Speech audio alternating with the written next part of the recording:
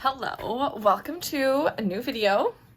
I am going to film a writing vlog.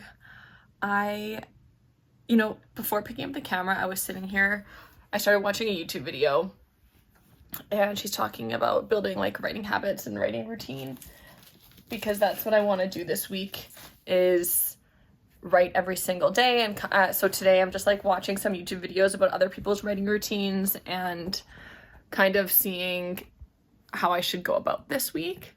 But then I was thinking, like, why do I want to do this? Hang on, this camera looks really dirty. I'm gonna clean it. Anyway, I was thinking, why do I even want to be writing? Like, where does this desire to write come from? I was never a kid that grew up writing stories. Well, that's not true. I did do a little Harry Potter fanfic back in middle school. And then, like, when I had Athena, so about 5 years ago, I remember, like, having these story ideas and kind of writing them down, but I never really went anywhere with them. I did, like, a teeny bit of ACOTAR fanfic for a minute. And then almost 2 summers ago, I remember talking to Cheryl and Jasmine, my 2 girlfriends, who we all love reading a lot. And Cheryl had been writing, and Jasmine and I were like, we really want to start writing. And we tried doing like a writing club together. And, you know, it worked for a few months and then just piddled off. And I remember even in Barranquilla, when we were there last year, I was making a really big effort to write. This year too, in January, and it's like, why do I care to do creative writing? Like, I don't really have a dream of being a published author. I don't feel like it was something I was born to do, but it's something I still really want to do. It's something that sits on my mind and I think I should do. And then whenever I try to get going, I just like sit there with a blank page sometimes. It's like, well, what am I even doing? Like, what am I writing? Like sometimes it flows and sometimes I have a story and I'm like, I'm going. Anyway, I've never finished a short story. Like, obviously I've never written a novel. I've never even finished a short story. Have I ever even finished a chapter? I don't know. Actually, with the ACOTAR fic, I did. I got like 2 good chapters out of that, actually. Maybe 3. Anyway, here we are. We're gonna watch these videos and figure out what I'm gonna do this week, how I'm going to incorporate writing into my week of being a full-time stay-at-home mom and gymnastics coach. So, okay, I will see you tomorrow, probably. All right, so since I saw you last, I watched the videos, I took some notes for how to move forward with this video and the week. Okay, so the main things I took away when you want to start a writing routine. 1, get a notebook. Get a notebook and keep it with you all the time. I already have this and I already do that. I always keep this in my purse in case like I want to journal, in case I need to make a list, in case I'm inspired for something. I actually got this when I was in Barranquilla and I was writing in it like consistently. I was doing really good for that month in January. Another thing they say is read a lot. Read a lot and keep a notebook with you and take notes. And take notes of what you like, what you dislike, what jumps out at you, quotes, things like that, which I do write down quotes, but I have never really written down like things I like or dislike about someone's writing. So that's something to think about this week. Okay, the big one, like set aside non-negotiable time to write. Don't have distractions around you and dedicate a space to writing so your brain makes the connection. Okay, when I sit down at this spot, it's writing time. Like I said, I'm staying at my parents' house this week, Monday to Thursday. Like, we're gonna be here Monday night, starting Monday night. So Tuesday, Wednesday, Thursday, I'll need to find a writing space here. And at home, it'll probably be my kitchen table or me sitting on the floor at my living room coffee table. So dedicate a writing space, dedicate a writing time. I think I'm gonna try to combine like read a lot with writing time. So I think in the mornings, I'm gonna try to read for 30 minutes to an hour, kind of from like 8 to 8:30, 8 to 9. And writing, I'm gonna try to do during Charlie's nap and Athena's quiet time. Oh, someone's out here. It's just Charlie and Peppy, the handsome boys. So yeah, read for an hour and write for 30 minutes to an hour, write for 30 minutes to an hour, kind of like from 2 to 3. That's gonna be the goal this week, Monday to Friday. Don't overthink. Like when you're writing, just write whatever comes. Don't think about what people are going to think about what you're writing. You don't think too hard about it. Just write and write and write. Make your writing time like fun and cozy so you want to do it. See, that's the thing I think sometimes, like before when I was trying to do writing, it's like, do I actually want to write if I'm not making time for this?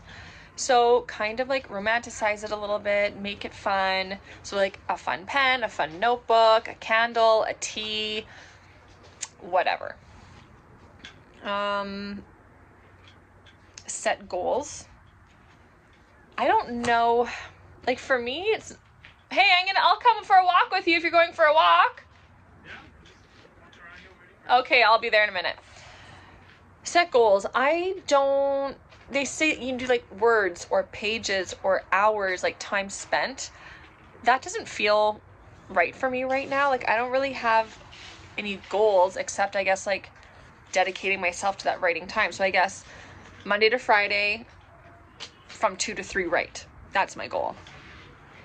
And then the last one that I thought was helpful is use pockets of free time when you can. So I actually do this with reading. Like whenever I have a pocket of free time, like waiting in line at the waiting room, I don't even know, like waiting for your coffee to brew. I use that for reading time.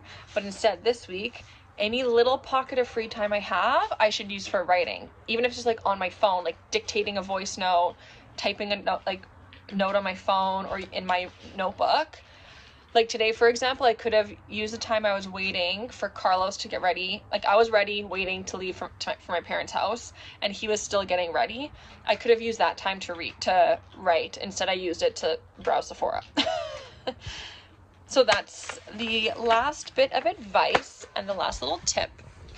So, starting tomorrow, day 1 of 5. For writing. We'll see how this week goes and what I write. It'll be interesting. Good morning. Sorry, it's really windy. It's 7 a.m. The first thing I did this morning that I've been doing in the morning is waking up and coming outside for a quick walk around the block. And that's what I'm doing here. And I was thinking about how I should vlog this week because oh gosh, it's so windy. I'm so sorry. Okay, I was just thinking about how I should vlog this week because I really want to put out a video tomorrow, but my goal is to do that, like the new writing routine for the week, Monday to Friday, as you saw yesterday. But then I thought, well, why don't I just do daily vlogs of this new writing routine? So I think that's what I'm gonna do. So today's day 1 of my new writing routine. And I guess reading routine too, because, I said yesterday I'm going to dedicate like from 8 to 9 to reading. So I guess it's like a reading and writing routine. So today's day 1. I'm just getting home now. So I will just vlog my day and you can see what a day in my life is like while trying to incorporate reading for 30 to 60 minutes and writing for 30 to 60 minutes. Okay, I will see you in the next clip. Okay, that took a lot longer than normal because I washed my hair. I did a face mask, like a last night I did a clay mask on my face and I realized, I want to do it on my neck and my chest too. Like I want to do my skincare all here. So this morning I did the clay mask on my neck and my chest. The rest of my skincare, did my hair stuff. The only thing I haven't done is I haven't done my soap brows. I have breakfast in the oven for the kids. I'm steeping a decaf Earl Grey tea. It's 8:20, so I'm gonna do my brows, put on some the best lip balm, the best tinted lip balm. I'll show you. Athena woke up. Good morning. She is reading some books on Libby. This is the best. Hang on, where can I put you? Oh, I'm covering you up.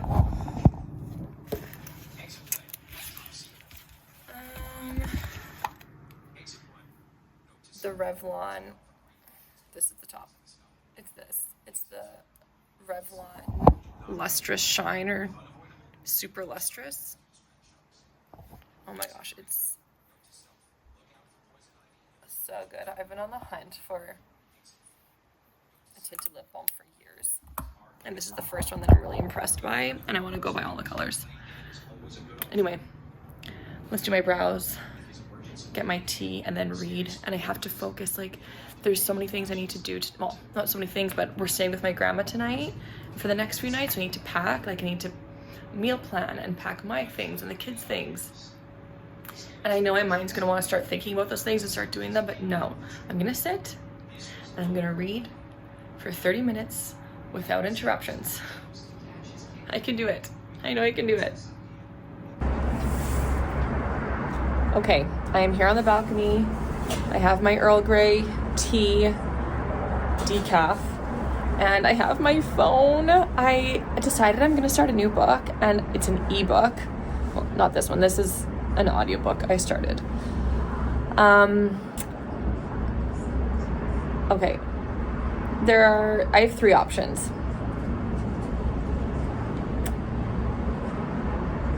One is about a girl who, like, in the food, and like a fiction book about a girl in the food industry in New York. Another is the third in the Devil Wears Prada series, When Life Gives You Lululemons. And then the third is Last Night at Chateau Marmont by Lauren Weisberger, which is the author of The Devil Wears Prada. There's a theme, obviously. I'm filming another video for when I go see The Devil Wears Prada. I'm doing a Devil Wears Prada vlog video. And so I thought I should start reading because the movie comes out next Friday. So I thought I should start reading for that vlog if I want to get a couple books in that are Devil Wears Prada themed. Anyway, that's for another video. I think I'm going to read Sweet Bitter by Stephanie Danler. Let me read you the whole synopsis.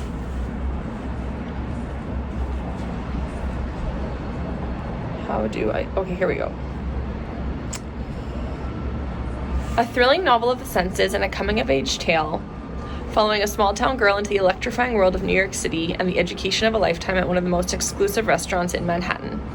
Newly arrived in New York, 22-year-old Tess lands a job working front of house at a celebrated downtown restaurant. What follows is her education in champagne and cocaine, love and lust, dive bars and fine dining rooms, as she learns to navigate the chaotic, enchanting, punishing life she has chosen. I don't know if I'm gonna like this. The story of a young woman's coming of age set against the glitzy, grimy backdrop of New York's most elite restaurants. Okay, oops, sorry about my finger there. Maybe I'll read the first chapter and give it a chance. So I DNF'd Sweet Bitter pretty fast and I decided to start Last Night at Chateau Marmont by Lauren Weisberger. And I'm gonna stick with that one. So far I like it a lot. I'm gonna read you the synopsis of that. Okay, heartbreak, headlines, and Hermes. Welcome to Brooke's new world. Brooke and Jillian live a happy life in New York. She's the breadwinner working 2 jobs, and he's the struggling musician husband. Then Julian is discovered by a Sony exec and becomes an overnight success, and their life changes forever. Soon they are moving in exclusive circles, dining at the glitziest restaurants, attending the most outrageous parties in town, and jetting off to the trendiest hotspots in LA. But Julian's newfound fame means that Brooke must face the savage attentions of the ruthless paparazzi. I started reading this book blind, and knowing like what I read in the first chapter, and it's gonna go to this, like, what the heck? My arm is so tired from holding up the camera, the phone. Julian's newfound fame means that Brooke must paparazzi, and when a scandalous picture hits the front pages, Brooke's world is turned upside down. Can her marriage survive the events of that fateful night at Chateau Marmont? And you can't forget. Yeah, I'm gonna stick with that one. And anyway, I have my notebook here because if you remember yesterday, I said something that writers recommend is that when you're reading, you're also reading critically and thinking about what you like and don't like in a book. And so now I want to sit and think about, like, why did I DNF the other book? Why didn't I like it? Why did I know it wasn't going to be the one for me? And why do I like this one? Why do I want to continue with this book? So I need to take a minute to think about those things. And yeah, I guess I'll see you when it's time to write this afternoon. Hi, it is 5 to 2. I just loaded up the car with most of the things I'm bringing to my parents' place. I'm just having a piece of toast with cheese right now and some of my homemade decaf cold brew. The kids are just gonna do some puzzles while they wait for me to finish.